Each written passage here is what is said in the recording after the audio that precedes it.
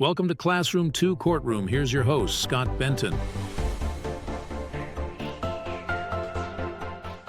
Hey everyone, Scott Benton here. How are you? I'm the host of the Classroom Courtroom podcast, where we help you easily transition from a law school student into your professional career as an attorney, and where we happen to make the law fun. Now today, we're going to take a look at when cases become disengaged for one reason or another, and the importance of engaging in all of your cases. Are you a law student or recent graduate waiting for admission to the California bar and eager to gain real-world legal experience? Join the Legacy Lawyers' coveted associate programs in sunny Southern California. Our hands-on spring, summer, and fall programs provide opportunities to dive into high-stakes probate litigation. If you aspire to litigate and thrive in an America First culture that values God, family, and country, we want you on our team. Don't wait, space is limited. Call 714-766-0457 to learn more about this exciting opportunity. That's 714-766-0457. Elevate your legal career with the Legacy Lawyers. Once you start working as an attorney, let's say you've got 30 cases you're working on. And I generally use that 30 number a lot on this podcast because it's just an easy middle number. Sometimes you've got more cases, sometimes you've got less. But regardless of how many you have, you're going to have cases that you're engaged in and other cases that you're probably not engaged in. So why would you not be engaged with some of your cases, you might ask? There are any number of reasons disengagement might occur on a case, some of which might be caused by the attorney, some of which might be caused by the client, or maybe a combination of both. But all of these cases can and should be re-engaged as soon as possible and move forward with a little bit of momentum and completed legal services. And we're going to talk about how to do that. But first, let's figure out why the attorney might start to disengage from a case. Maybe the client is difficult or unpleasant to work with, or they don't know what they want, or maybe they want something that either you can't understand, or from what you do understand, you don't believe you can deliver what they're asking for. Now, while you're waiting for the client to gain some sort of clarity on their behalf on the legal goals that they want to achieve, you probably are going to turn your attention to the other cases that you're working on, because remember, you have 30 of them that already have momentum and that you can spend your days performing legal services on. And then after a couple of weeks, the disengaged case, it's probably come to a standstill. The bottom line with cases where disengagement has occurred generally comes down to one thing, and that is clarity with its legal goal. Clarity with its legal goal. So in other words, you don't know what the client wants, and maybe the client doesn't know what the client wants, and they're probably coming to you to help them figure it out and hoping that you might know what they want, which might be an unrealistic expectation. But the good news is that this is your golden opportunity to put your attention on that case in order to get it going once again. Now, what if it's largely the client who's disengaged from their own case? A lot of the time, like we've mentioned, they don't really have a lot of clarity into what they're trying to accomplish, legally speaking, and with your help.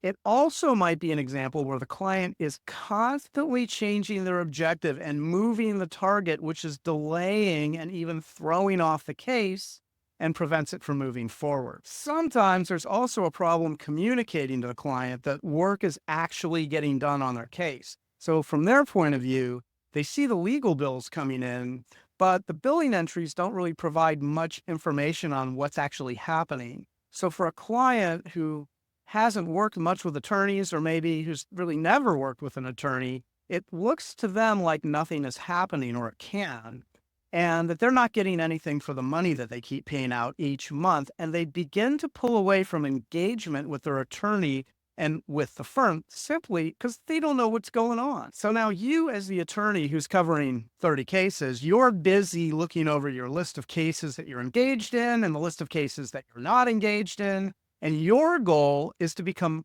fully engaged in all of your cases. So you're going to want to call your clients whenever disengagement has occurred, and you're going to want to do a verbal assessment with them about where the case is. So you make sure that you're both on the same page, because something's just gone off track somewhere and you want to be able to pick it back up. Now, not only are you building a strong working relationship with the client, which is important, and you're doing that by interacting with them directly, but you're also clarifying the legal objectives of their case that could be murky at this point and why it got stuck in the first place.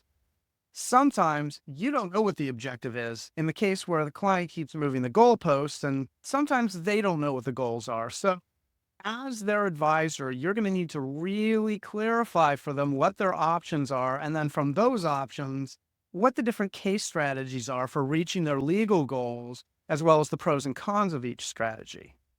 If you have the goals of your cases established and clarified, then you're more likely to move them forward and not risk losing clients who feel like nothing's getting done on their cases.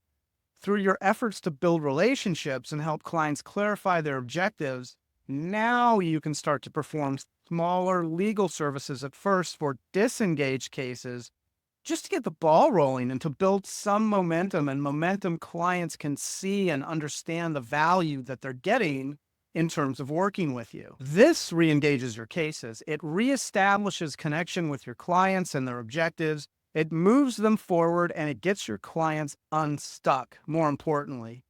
You also want to make sure that you're continuing to build on that momentum so it doesn't get stuck once again, and so that you're putting a to-do list together for that case and performing all those legal services. That's really why you want to get momentum in your cases. You want to build your to-do list so that you can supply those legal services.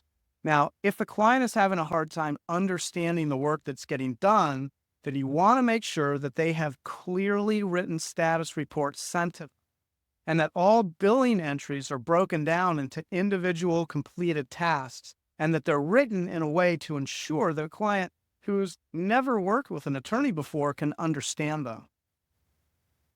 In other words, you want to make sure each billing entry demonstrates a single completed task and does not use any legalese or any complicated language of any kind that they might not understand. You want to simplify it as much as possible so that anyone reading it can understand the billing entry. You also don't want a block bill where you lump the completion of a number of tasks into one single billing entry. You want your client to be able to look at their bills and immediately understand the work that's been done on their case so that they can clearly see the progress that's getting done towards reaching their legal goals. Now, if you do all of that, it's far more unlikely that your case is going to get stuck again or experience any kind of disengagement from the attorney or from the client. My name is Scott Benton. I'm the host of Classroom to Courtroom podcast. Thank you so much for watching this episode. If you're finding this to be valuable information and you'd like to receive an alert every time we put out a new episode, you can go to our website.